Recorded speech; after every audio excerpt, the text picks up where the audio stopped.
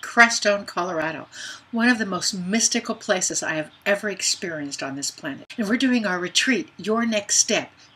Well, last year we did a sweat, a Native American sweat. We've got two people, Chris and Andrea, and they do a traditional sweat lodge.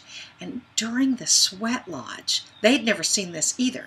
During the sweat lodge, during the round of music, there were flashes of light, like orbs, like lightning inside of the sweat lodge.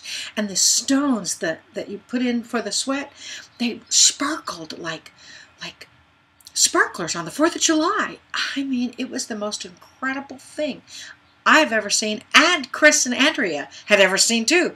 They had no idea that the energy would be so high with our group. That's pretty typical of Crestone and Your Next Step.